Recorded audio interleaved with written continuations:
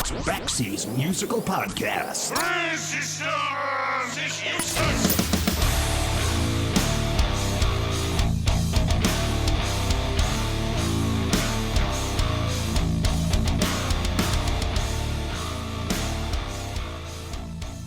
Hey, here's something for you to chew on.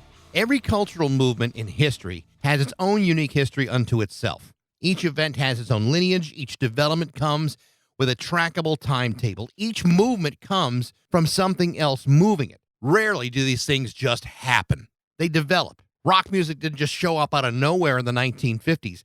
Rock music was an amalgamation of blues, country, gospel, jazz, and all those elements came from their own rich traditions as well. Same with art, fashion, literature, you name it. You should also consider that each of these things are a product of their time, as if the climate dictates how and when things happen. Everything influences everything, whether it's about the continuation of new ideas or the rejection of old ideas. Culture and art are constantly evolving and constantly fragmenting. And that's important because out of that comes an ever-evolving state of flux, which sets the table for some of the most important advances and changes in our history. For example, you could say that goth rock began in 1979 when the band Bauhaus recorded their debut single, Bela Lugosi's Dead, in a single take just weeks after forming.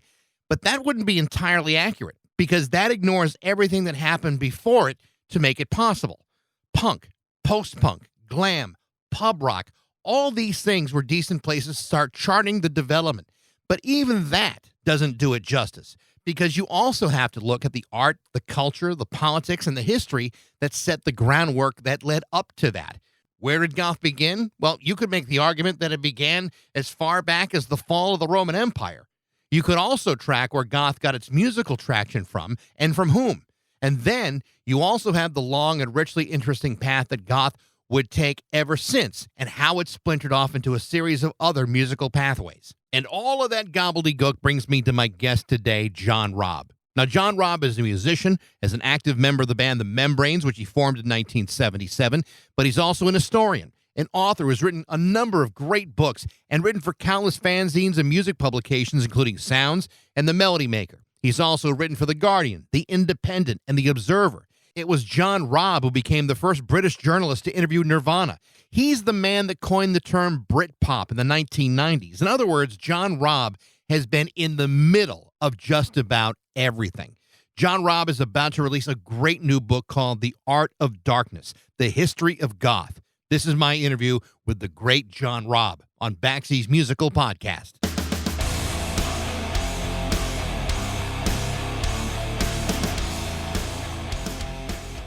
How are you? I'm okay. Where do I find you then? Where are you on the planet? I am in Springfield, Massachusetts. Oh, Springfield. Okay, yeah. I know Hartford. I played a gig in Hartford in 1987. Oh, did you? Yeah, but I don't remember much about it. I mean, I've been up that coast. I think it's on the way to Boston. I remember that. It was a gig you played in New York, and this place in Boston. It's probably not that far from you, but I can't remember. The name's gone off the top of my head. I'll have to look it up on a map. Hey, I read just about all but the last 25 pages of the book. So unless there's a major surprise in the last 25 pages, I enjoyed the hell out of it. It's got to be kind of weird as a guy who spent the last 40, 45 years interviewing people to now be on the receiving end of a barrage of questions. Well, no, I've kind of done both for years because I'm in a band as well. So, yeah, so I've done interviews a lot. I prefer to be interviewed because I know when you're interviewing someone, it's actually harder because you have to concentrate and keep thinking of the questions. So I know your pain. Oh yeah, no, hey, believe me, but having read the book, I thought it was, there aren't too many 600-page books that I can't put down, but this is certainly one of them, which is, and the book was exceptional on a lot of different levels. I mean, not only because you're talking about music that I, literally grew up with, but it's so comprehensive that you feel like, no stones are left unturned here. And that's remarkable to really grasp something that's so expansive. Tell me about the process of writing this book. What made you decide to tackle it, and what were the toughest parts about writing it? Well, I always thought there's a hole. There's a massive dark goth-shaped hole in music books. There's academic books about goth, and a lot of them are excellent. There's ones about the style of goth, and they're really good as well. But I thought that it needed a pop culture book, the way John Savage did with England's Dreaming with punk, where he kind of explained punk in an academic way, but also in a fans kind of ways where you actually like the music. Because the one thing I always think about academic books is they're very dry, aren't they? They don't.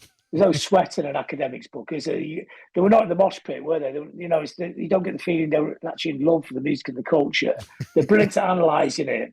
But what John Savage did with his book is he kind of analysed it, but he also loved the records, and he couldn't help but loving the records. And I thought Goth needed that as well. And what English Dream did with punk was it kind of people took punk a lot more seriously after English Dream, because before that it was looked upon as it's a cliche version of every youth culture, pop culture. So for most people, punk was just people spitting at each other. But no, there was a deeply intellectual, artful reason why punk existed, and the same with Goth as well. I mean, Goth. Some of the bands that produced in Goth in the post-punk period in the UK and to a certain extent America, some of the greatest art rock bands that have ever existed, but they never get treated like that. They get treated as, again, it gets reducted back to the cliche, just all black clothes and white faces and everyone standing around being miserable, which was never actually in the scene at all. And it also overlooks the facts that like a band like Bauhaus, every single track they wrote is completely different, but each one a complete gem on its own. Really inventive music and really artful music, and it's not said enough. It's not celebrated enough. Well, I think what's interesting about that transition from early punk, I mean, really kind of ended as fast as it burst on the scene, is the things that came after it. Opened a door to real experimentation and to some real musicality, where the punks started to really figure out, okay, actually I can play this guitar now, or I've learned to play the bass properly. And, as time goes on, some of these bands become much more sophisticated, and how many of those early punk bands wound up touching into this goth genre, Susie and the Banshees, The Damned. I mean, all those early punk bands at various points in their career were goth bands. Yeah, in a sense, yeah. I mean, I don't think they ever thought of themselves as being that. I mean, what's interesting about Susie and the Banshees was, I mean, they of course they were a punk band, weren't they? But the idea, what people think is punk now, is completely different from what punk was then. So, like nowadays, for like a kid in a mall in America's idea of punk would be like baggy shorts and a baseball cap, and sort of very melodic pop punk, which is fine. Every generation's got its music, whatever. But that is a zillion miles away from what it was initially. I mean, the Banshees, they played their first gig as a very DIY punk band, just jamming out Lord's Prayer on a stage. But even there, you could hear what they're going to turn into. There's an inherent darkness to what they did, but also an artfulness as well. And I think maybe the artfulness got lost a lot in the rush of punk. I mean, punk still goes on. There's still great punk bands, doing that very simplified version of what punk is and knocking all the edges off. But sometimes the best music can be simplified and dumbed down to almost nothing, But also it's great to unpack it all as well. And what the Banshees did, especially on the first album, is they created a template. And because what punk was is very claustrophobic, and the sound was really full, and everybody played all at once, and it was very fast and energetic and very exciting. And what happened in the post-punk period, probably because of the influence of dub, in a sense, especially in the UK, was it opened up the sound, So it wasn't people trying to make dub records, but the idea that the bass and the drums and the guitar and the vocals are all separate from each other, there's all the space between them, kind of comes out of that sort of thinking. So, I mean, Bauhaus talk about the influence of dub in their music quite a lot. But in the Banshees, you can hear it. And even though they weren't trying to make dub records, that first album, the space between the instruments, really adds to the darkness, the spectral quality of it. Plus the tribal drums and the deliberate thing of taking the cymbals away from the drums. So Kenny Morris had to play the toms all the time, giving that kind of tribal kind of feel, which becomes very much a motif of Goth afterwards. I mean, at the time it came out, people just thought it was a great punk record. But now when you look back on it, it's a game-changing record. Joy Division were really influenced by the Banshees' first album. I don't think that's I think the Banshees' first album, the record doesn't get enough credit, for how influential it is and what a game-changing record it is. And I think, by the time they got to Juju, it was like a different band, much better musicianship. McGeoch is freaking brilliant, and then they become. By that point in their career, you can see kind of the writing on the wall as far as how fans are responding to it. These become completely iconic records. You're absolutely right. You see the shades of it in the first record, but by the time they get to Juju, it's like, okay, that's a fully formed, fantastic, brilliant record. Yeah, I mean, Juju is a great record, but it's just a great record by almost a different band in a sense, but with the same kind of vision, but with obviously different members, gives it different DNA. But I don't want to take away from that first album. I think it's an Yeah. incredible record. I think John Mackay's guitar playing is absolutely amazing, and he invented that sound, that high chiming sound, which Keith Levine would do as well. But I think John Mackay might have been first to that. That's unspoken, and also on the edge of U2 and people like that. It comes out of that Banshees album. I think if you actually ask the Edge where he got that sound from, he will probably say somewhere between Keith Levine and John Mackay. But John Mackay was actually chronologically first, because he was.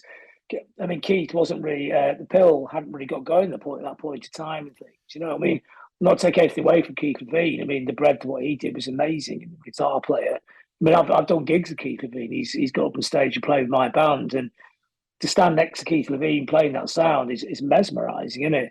But I think it's sad that sometimes people always forget there's other people. It's no guitar sounded like that before the Banshees' first album. The closest you're going to get is someone like Bebop Deluxe or something like that. It wasn't in the lexicon, was it? He came up with something. I love that thing where people come up with completely original sounds when they could barely play. And that's really the amazing part about 1978 and forward, is like that's where it really starts to become really interesting. Yeah, I mean, there's a lot of great punk bands, like you said, but there was a lot of stuff that was kind of like sloppy and not that great. But then all of a sudden, boom, it explodes. It's funny because in this podcast, I've had the pleasure of interviewing a lot of people that weigh pretty heavily in the book. I've interviewed Daniel Ash, Jaw Wobble of Pill, Peter Hook, Rat Scabies, and in fact, I just talked to Ben Christo from Sisters of Mercy. And it's funny to me and curious, and this shows up consistently in the book, how vehemently they all reject the idea of goth and about being goth. And I don't know if it's a fear of being falsely labeled or feeling there's a cartoonish aspect to it. What's your take on why so many of the bands that are in the book and that we've talked about step back from goth and don't want to be necessarily associated with it? I think there's two key reasons. I mean, one you just mentioned there. It is cartoonish, isn't it? It was actually because people have that, and also I think you're trapped with it. Once a band's in a scene, it's really hard to get out.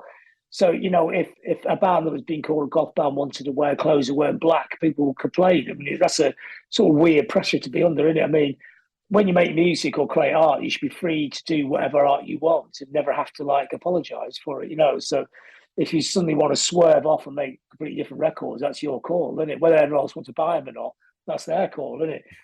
The other key reason is it's a retrospective term for a scene that was already there. So for about 2 years, it was actually called the alternative scene. So all the clubs, and the clubs are the prime driver in the culture, they were called alternative clubs. They were playing those bands already, but they weren't goth clubs. They became goth clubs afterwards. I mean, the word goth and the word gothic was in the lexicon. It was around.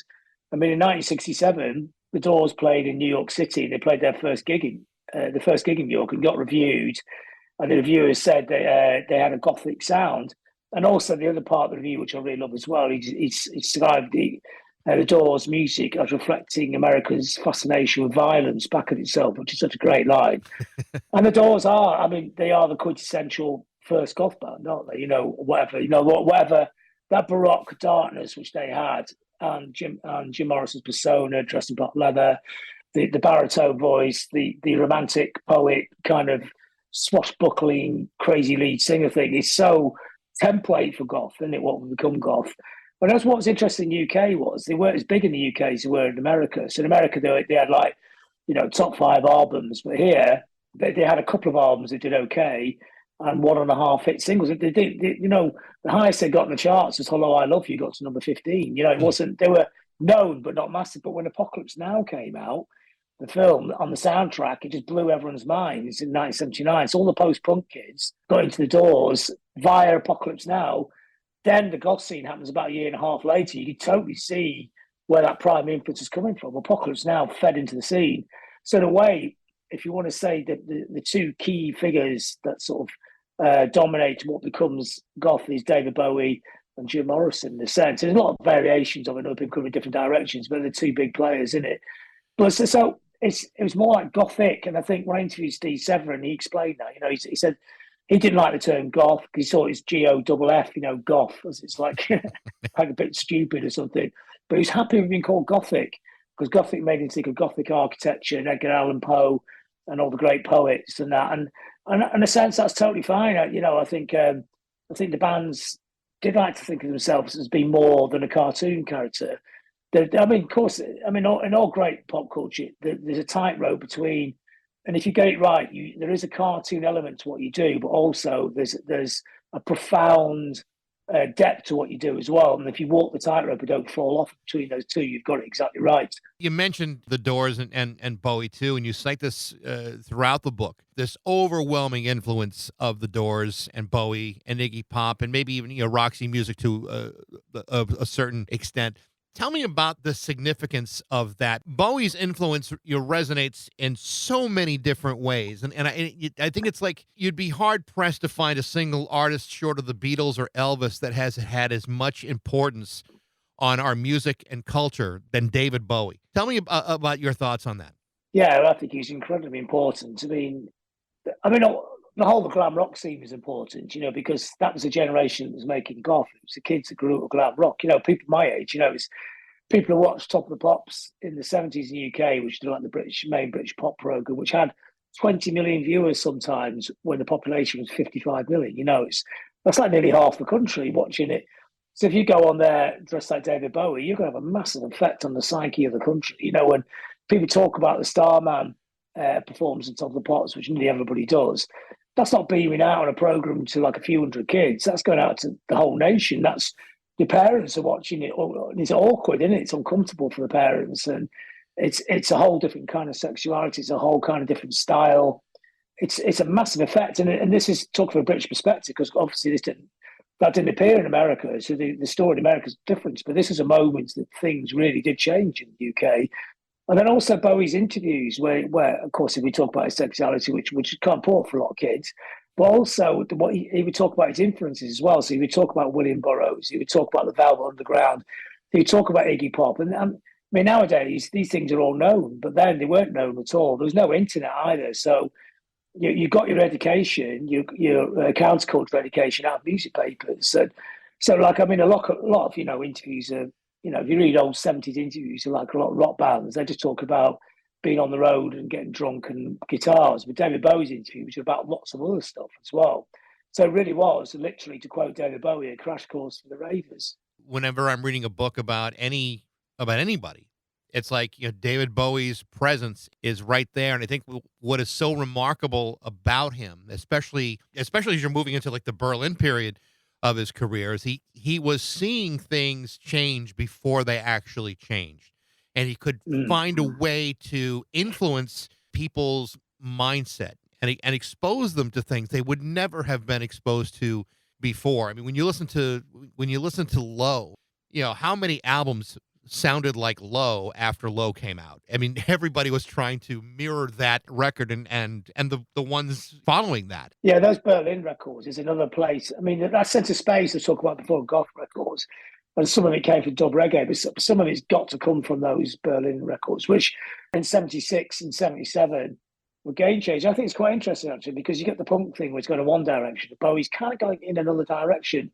And that kind of starkness and the emptiness and that bleakness of those records, that was really influential as well. It's influential on Joy Division. It's influential on the sound that Ian Curtis could hear in his head, and Martin Hannett was completely brilliant at creating the Joy Division records. It was kind of a Mancunian version of what they were doing in Berlin. It's like the Manchester record, the Manchester sound, because it does sound like what Manchester looked like then. I mean, actually, interestingly enough, the famous picture of Joy Division on that bridge, the iconic shot, is just taken just out there. I live right next to that bridge, so if it's daytime, I could have lifted this up and you could have a look at it in real life. And it's still there, the famous Joy Division bridge. And if ever there's a photograph that kind of captured a record, what record was it made then? What Kevin Cummins always says, and it does sound pretentious, but it's probably true. The band didn't realise how profoundly serious they were. So they saw that picture and they almost made the music to match the picture, which does happen, the influence on music isn't always all the records. It can be architecture, it can be photographs, it can be films. And like you said, and that Bowie thing's part of that. And the idea of Berlin, the exoticness of Berlin, it seemed like an incredibly exotic place for British people growing up. And the person who gives me loads of those great quotes about Berlin, Mark Reeder, who's from Manchester, he moved to Berlin when he was 18. And I remember growing up when I grew up 50 miles from here in a place called Blackpool. And when we heard it, we'd heard about this kid. This is how boring England was in the 70s. We'd heard about this kid who'd moved from Manchester to Berlin to be part of the music scene. It's like, wow, that's like moving to Mars.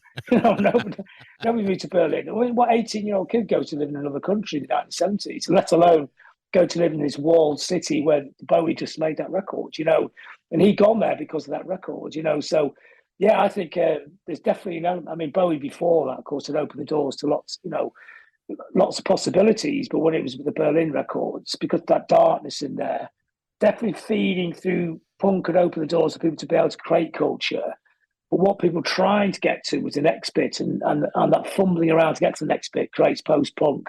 And Goth is part of the post-punk kind of period, very important part. I do want to ask you about some of the bands that were in there, but before I do, I think it's important to mention that the earlier part in the book, I thought was really interesting because, I mean, it digs into these historical components of the things that led to goth culture, not exclusively the music, but just the literature, the architecture, the politics, all these things have this lineage that I thought you did a beautiful job explaining why those things were relevant in making this change in the culture in the 1970s. Tell me about doing that, because you could very easily have skipped out on that stuff. And I think because it makes so much sense, I think other authors might not have gone that far. Tell me about your decision to use that historical background. Yeah, well, it was actually a decision that cost me a publisher. I mean, one of the publishers didn't want that part of the book. They wanted me to start in the post-punk period to make the whole book like that. They said, the book's too long. Can you chop all that stuff out? It's not interesting. I was going, it's really fascinating because what it's kind of saying in a way is like, I mean, there's so many great pop cultures, but they're of the moment. To be marred by his name was of the moment. It was modernism, punk. I mean, you can trace punk back to a certain extent, but more than any other kind of pop culture, goth was a continuum. And there's a great case to be made for Lord Byron being a gothic rock star of the 1820s. Is he almost like a Nick Cave kind of figure? Of his time. Mad, bad, and dangerous to know, as he was called. What better thing could you have if you're a rock star? That's one of the best T-shirt slogans ever, isn't it? And those people, they were mad, bad, and dangerous. Probably in the way they get them cancelled now, but they were, and the romantic poets feeding into not only by their lifestyles and what they were trying to do, and also embracing the darker and the deeper side of life and trying to explain it in an artful way.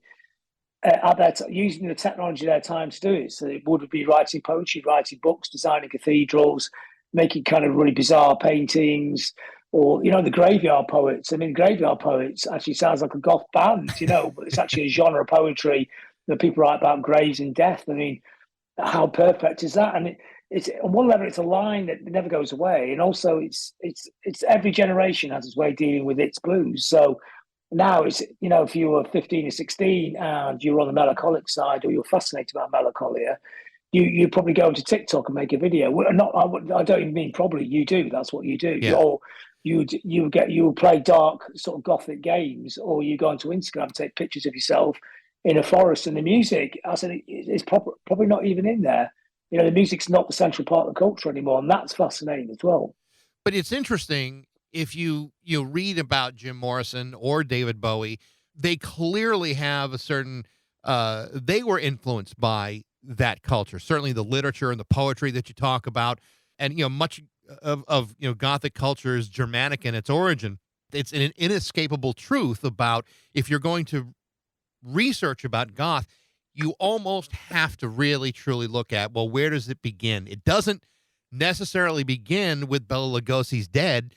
You're talking about hundreds of years before that. I think it was a really interesting choice on your part.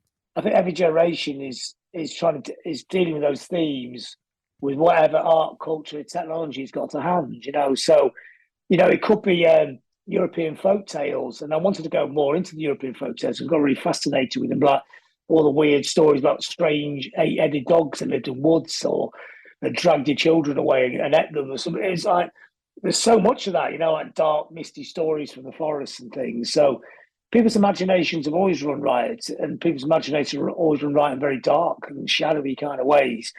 And in a way, the Romantic poets was almost coding it. These stories have been around forever, and I think those feelings have been around forever. And I think my generation, because music was very central to our culture, was that's how you dealt with those ideas. You made bands, you created music, and wrote lyrics around those kind of themes. But it wasn't unique to that period. It's an eternal kind of feeling. It's a fascination with the melancholy without drowning in the melancholy. That's the other thing people always get wrong about what so-called goth culture, whatever. It wasn't loads of people moping about. You go to goth clubs and they're really good fun. It's kind of transcending the melancholy. That's what it's about. I do want to, like I said, I want to mention a couple things about the bands involved in the genre that were in the book, and I mentioned Bauhaus and Bela Lugosi's Dead. For many people that is kind of ground zero. It's a song they recorded in one take just weeks after forming. It's to me it's one of the most incredible stories ever. It's like how do you the first time they get together, boom, they create this devastating classic, amazing story. And it's no compromise, is it? Your first single's 8.5 minutes long. I mean, you just don't do that as a band. For all you know, your publisher may have been involved in that single, telling them to cut it down. Yeah. Well, that's what if they're on a major label, that's what would happen. Yeah. The major label would say, do a radio mix, make it 3 minutes long. Like what's a radio station got to do with telling how long your song should be? I never understood that. Obviously, Bauhaus didn't understand that either and made it 8 minutes long. Thank God for John Peel, because John Peel operated beyond the rules, so John Peel played it endlessly. I mean, over here, it's hard to explain to people in other countries, but what an amazing portal that was. Mainstream radio, national radio. We had a DJ for 2 hours a night. We'll play the most random, out there music. That was massively influential. It created careers of bands, and also for a listener, it really expanded what you could listen to. Nobody's been like that since then. It's who else to play that 3 times in a week? To this day you don't hear it on the radio. No, you don't.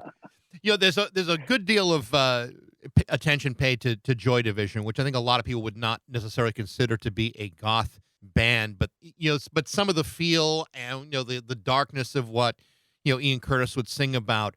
The importance of that band can't be, I don't think, understated. Those 2 records, Unknown Pleasures and Closer, are just remarkable sonic experiences. Here we are, 2023. They sound as fresh and as relevant as they ever have. And to think about the band hearing their work for the very first time and say, yeah, no, we don't like the way that sounds.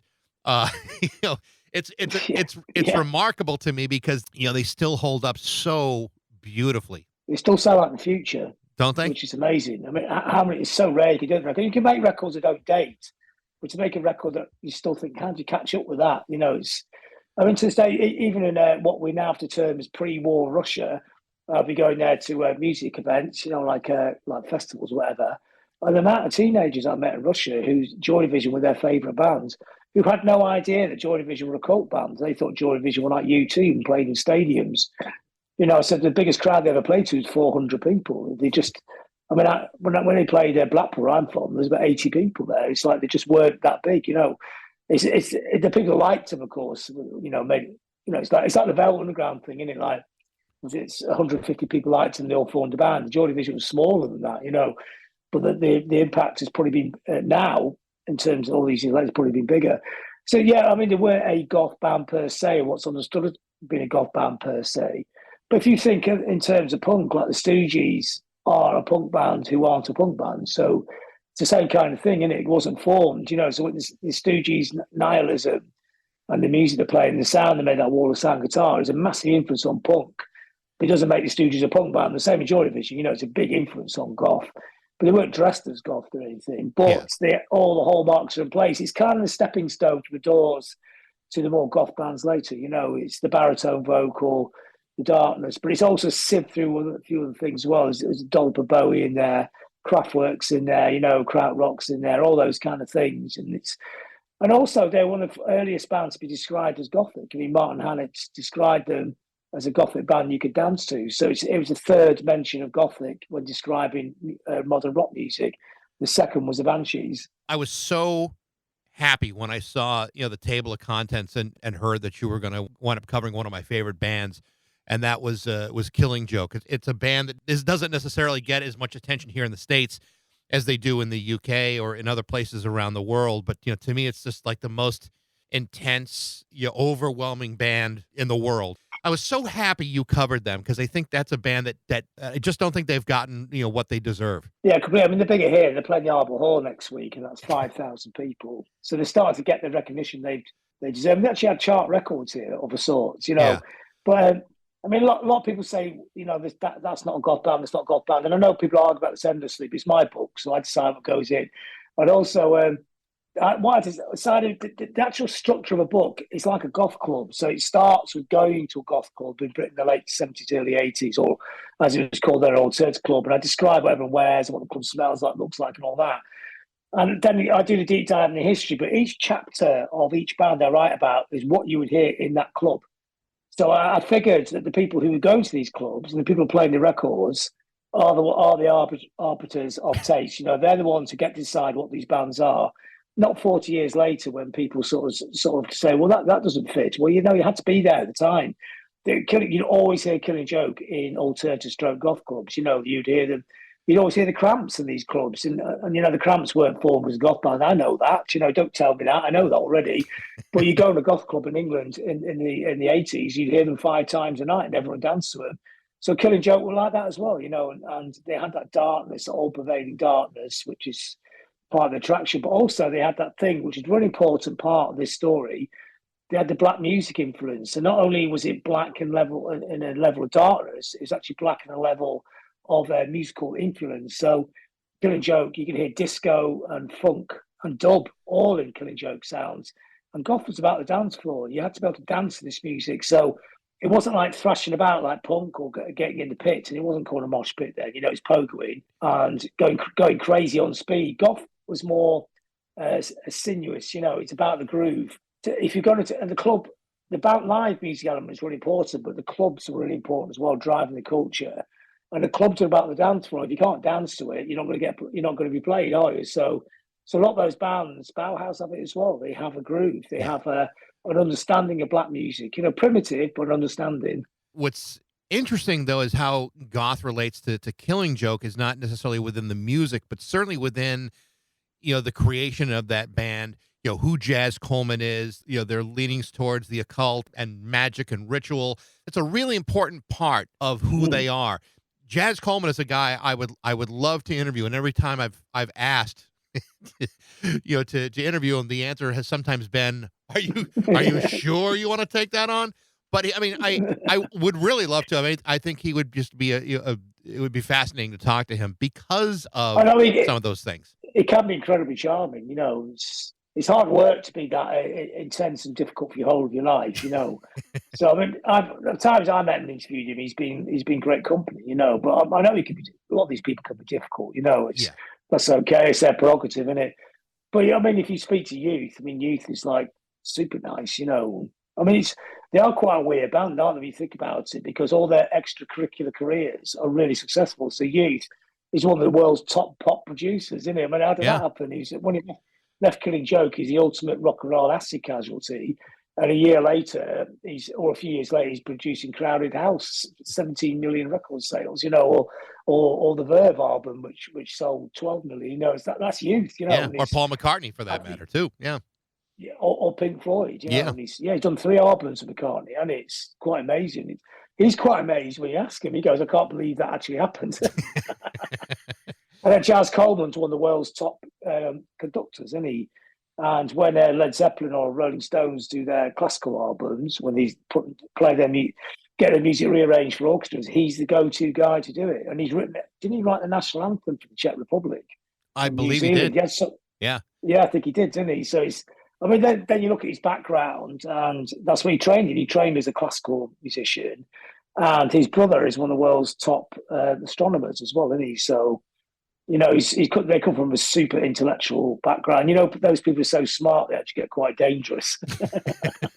Well, that's what it seems like. It seems like that if you're not paying attention or careful, you get really boxed into a corner, and that's when the problems start. Yeah. But I was so happy to read that chapter because I can't read enough or own enough Killing Joke in my life. There's a couple other bands that I'm glad you gave them coverage. Sisters of Mercy, I think, make a whole lot of sense. Andrew Eldritch may be one of the most elusive figures in maybe all of music. This is a guy who has been touring constantly for the last 30 years, but hasn't released a record since that third one in 1990.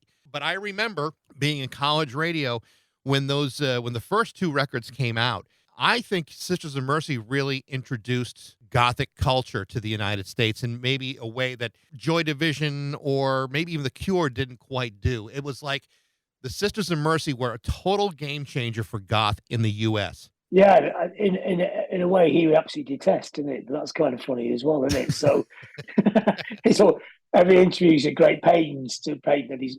I mean, of course, they didn't form the band as a goth band. Again, this band was formed. There's no such thing as goth. They formed as a post-punk band. He sees his lineage being closer to Joy Division or Echo and the Bunnymen or Comset Angels. He likes to call. I mean, I did speak about this, and he likes to think of it as being the M62 sound.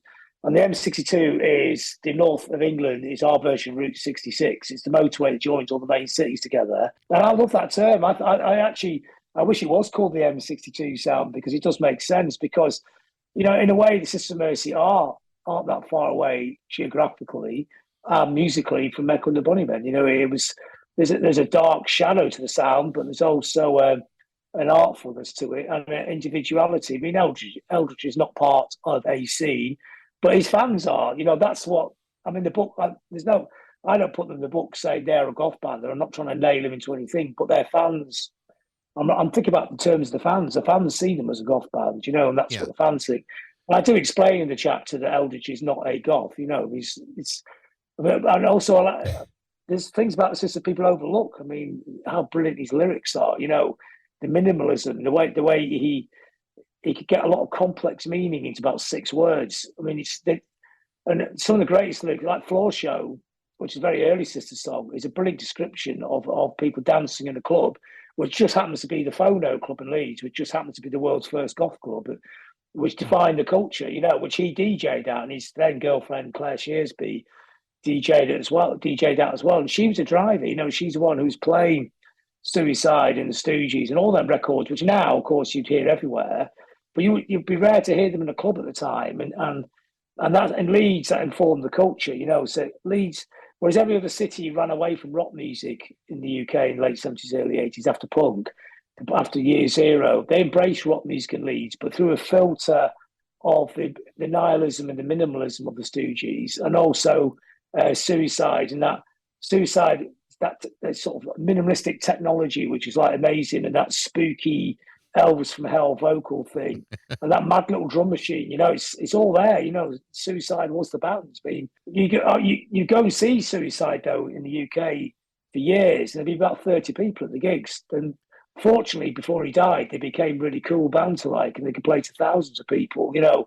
But to this day, that first Suicide album is still one of the greatest records ever made. I think when you hear Frankie's Teardrop for the first time, it's like the most frightening onslaught of sound there is ever. Yeah. That's before he even screams. Yeah. I mean, the screams like, whoa, God, Jesus. But the bit before where it's just shit, like the track shivers, the sound of it. Yeah. It's like it's shivering as a piece of music. Sonically, it describes fear and claustrophobia in an amazing way. But when they did their first tour in the UK supporting the Clash, they got bottled off every night. And he ended up in hospital because he got hit in the face by a full old-fashioned British pint glass, which they don't make anymore, those dimple glasses, which weigh a ton. And he smacked him in the face and he got knocked out, and it's like, you'd think in punk everybody really broad behind it, but Suicide was just too much for people, We talked earlier about how punk fractioned off into different areas, into a million different types of subgenres. But one of the things that you mentioned in the book, which I think is so important and maybe overlooked, is the parallels between goth and industrial music. And whether you're talking about the Germanic, influences of that music, or, Laibach from Slovenia. There's something very important about those bands going back to Kraftwerk and beyond. It's a really interesting part of the book, but that music is not for everybody. You really have to be in the right mindset to really embrace it. And some of it's almost meant not to really embrace it. Tell me about industrial, and especially the more German based bands. And I'm saying that because I cannot for the life of me pronounce Einstürzen. I've tried a million times and I keep fucking that one up. Actually, for a German word, it's very easy to pronounce because you pronounce it as you read it. So it's Einstürzen, which is exactly how it's written, Neubauten. That's my ignorant American bleeding out for you. I know the actual way it's written looks terrifying. You think, oh God, how do you say that? But if you say it as you read it, is actually how you say it. So it's not got a weird pronunciation. It's not like unsquiggly schlagen or something. It actually is as you read it. And it means collapsing new buildings. So the second part of it, Neubauten, is new building. So it sounds quite similar. But I would you can go back further than that. You go back to the early industrial, or the proto-industrial. I was fascinated by that Cabaret Voltaire in 1974, sat on an attic, coming up with these completely weird sounds by cutting up cassettes. And, how did they get to that point? I mean, they're Roxy Music fans, and they kind of got the Brian Eno thing where he's playing a keyboard player who can't play keyboards, but actually does play them very, very well, of Eno. And they without even reading interviews, they kind of got that's what was going on and tried to make their own version of it and created this completely different soundscape. And then at the same time, over a couple of years earlier in Hull, you got Genesis P. Origin putting together the project before Throbbing Gristle, which is like an art project, just go down the streets dressed up in mad clothes, scaring people, and then go down to London, and they do that with the thing was called Coum, C-O-U-M, and they do that event in 1976 at the ICA, which is like tampons nailed on the wall. It's got pornography in it, and it's completely offensive. It's basically that thing, which is quite a big deal at the time, of reflecting the ugliness of society back at itself. That way, people are always outraged by things are actually quite commonplace. And life is ugly, and people pretend it isn't. So someone who actually tells the truth is pretty terrifying. That's the whole point of that stuff in the early times. But that was the first gig. They also played as Throbbing Gristle at their art installation. And they make sort of this anti-music, which becomes really influential, So, and I think it's quite an interesting line that you get from industrial music of that type then to industrial music now, which is like, you get industrial rock like Rammstein, Nine Inch Nails, whatever, which weirdly does have that influence. It does start at that point, but it's got heavy metal mixed into it as well. It's quite weird, or quite a lot of goth as well mixed into it. So goth and industrial are kind of parallel. I mean, a lot of people I used to know on the goth scene would like industrial music as well.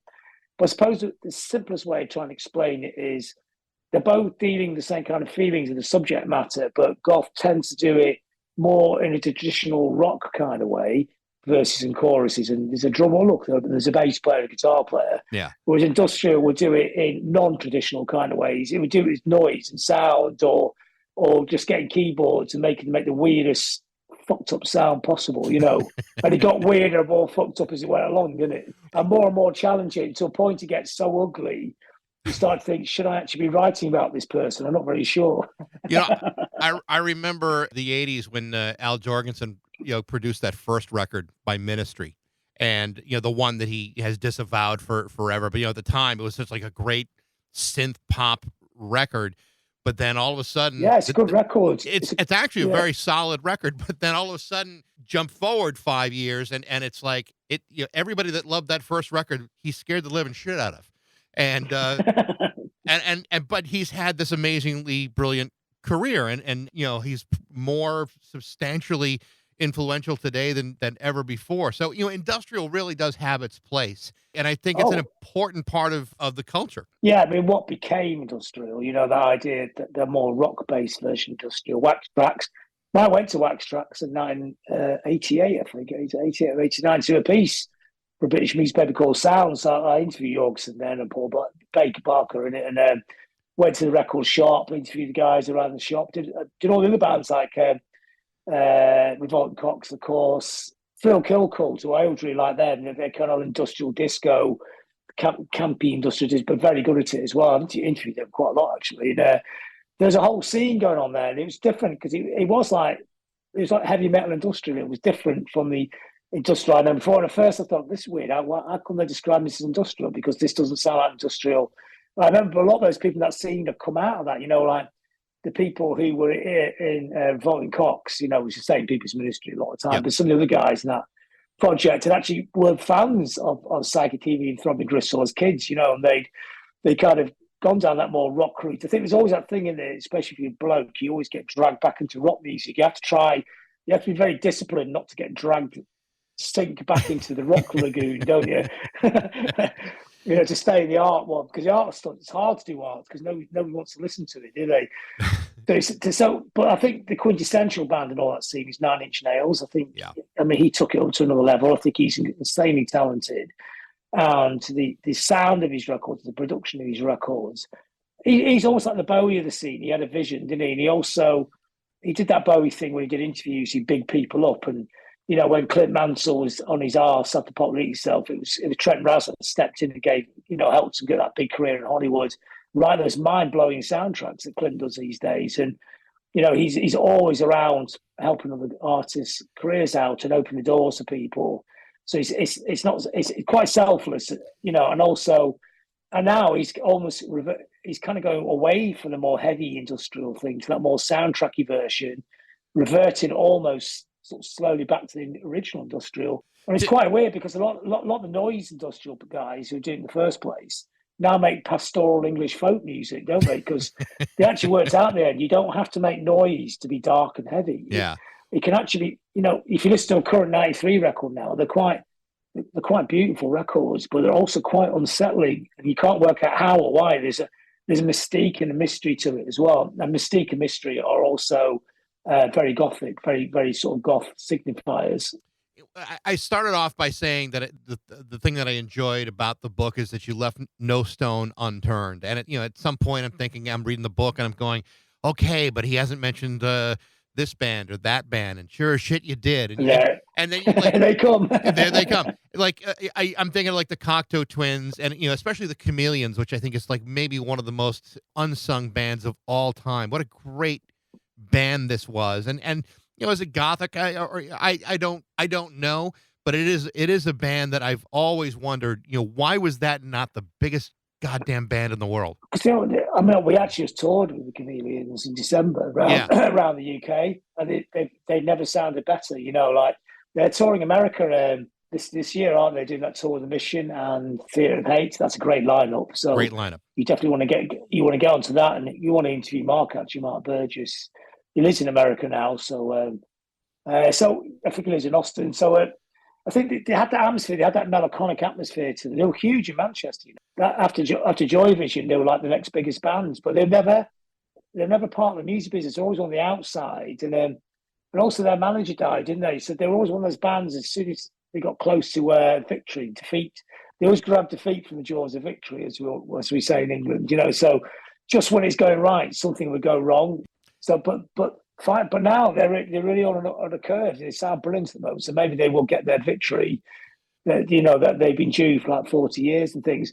I mean, they're not. Of course, they're not gothic per se. But again, in all those bands you would hear in goth clubs in shreds, you'd always hear it in a goth club. It was good because it has that atmosphere to it. I think they saw themselves as being closer to the Bunnymen and Teardrop Explodes, M62 bands. The same kind of idea. It was Northern bands always had that kind of melancholic element to their music, but they also had it was some weird balance between euphoria and melancholy. That's very Northern. You talk about your great performances. I know Susie is back to performing. She's making a comeback. She's expanded dates on her tour. She hasn't been live in a decade anywhere.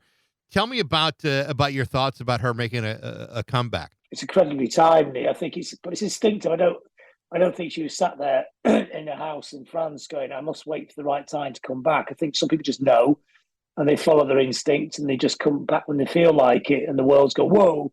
I mean, post-Wednesday, you couldn't get a better time to come back. There's a whole new generation just just discovering you. You're right in front of you, and it's been away long enough to create that sense of mystery.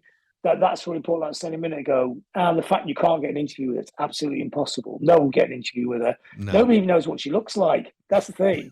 What does she look like now? No one's seen a picture of her for about 10 years. So all the pictures that are on the posters are pictures from years ago. So the minute she walks on stage, people are going to go, well, what's she look like now? So it's that kind of thing. It's really difficult in the internet age to have any sense of mystery because everybody puts everything up. Oh, look at me, look at me walking down the street, that kind of thing, which is kind of fine. Everybody documents everything. But if you're talking in terms of great music, you kind of knew everything about an artist, but you actually knew nothing about them, which I always think the best music autobiographies is when you read them. I'd say the best music autobiographical film, the Sparks film. Have you seen it? Oh, I did. Film about Sparks. Oh, it's amazing because you watch the whole that 2 hours long. And you love them, don't you? Because they're so lovable. But you get to the end of it, and how much did you find out about them? You don't know anything about them. No, you don't. And I interviewed Russell. You know even less than when you started. I interviewed Russell Mael right before that film came out, and I talked to him for about 40 minutes. I felt like I could talk to this guy all day, but I don't know anything about him. even after talking to him for 45 minutes. But seeing Sparks live is an absolute joy. Oh, brilliant! I mean, if you interview Ron, you know even less because he's like a chess player. He's funny, and they're the most charming people ever. Super charming. It's just really when you think, actually, is there nothing there, or are they just absolutely brilliant at hiding everything and just not giving anything away? And their songs are the same, aren't they? Like that new single is like one of the best things they've ever done. How the hell do you bring out a song that great after 50 years? Did you see the video with Cate Blanchett dancing to it? Yeah, it's fantastic, isn't it? It's really funny and it's really unsettling at the same time. It kind of makes you laugh, but it's got a sort of weird darkness to it. I mean, there's plenty of people in Goth love Sparks. They're definitely part of the of the DNA. I mean that thing. Like when you were 14, and I know they've done 3 albums. We didn't know they'd done. They thought a new band when This Town Ain't Big Enough for Both of Us comes out, and they're on top of the pops, and everybody. I mean, Russ looked brilliant. He's like some kind of sort of androgynous version of Jim Morrison. Yeah. But Ron Mael was just like mind blowing. You think I know it's a misquote, but that story about John Lennon ringing up Ringo Starr and going, "Have you seen this band on top of the pops? It's like Mark Bolan with Adolf Hitler."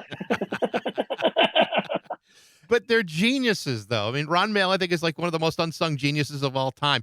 He was doing a video. Now. He was doing a video series where he's just reading his lyrics, and you realize how just profoundly brilliant and weird and hilarious the guy is. Just unbelievable. They're really autobiographical, even though you don't realize it first. They sound like This Town's like a list of animals, isn't it? But it's actually about something completely different, But they're in the UK now. They're really embraced. They're loved here. And America never really got Sparks, did it? No, other than, there's been, a couple tracks, here and there over the last 50 years that people may have heard, but there's not an album of theirs that I don't own. And it's like one of the most important parts of my collection. I love my Sparks collection. Absolutely love it. Yeah, it's fantastic. It is. What we say over here is they're the greatest British band of all time from America. Because there's nothing American about them at all. No. It's like everything about them is British art rock, which is they totally love. They were totally influenced by British bands. Kinks and the Who's when they were kids. They're 2 bands, and they just got more and more into the arty weird shit. And when they came over here, they fitted perfectly. They were like right in the middle of glam. Sparks turned up, and they just seemed exactly right. And they've factionalized into a bunch of different genres themselves, and have been brilliant at every single thing they've tried to do. From Burley Cabaret to disco, Georgia Moroder. Yep. Those tracks are great. What they do now really well is they sort of settled on their classic sound. So it's like that 1974 propaganda sound, and that's what they do now. And in like an updated version, obviously the new single could actually be off those 2 or 3, the 74, 75 albums.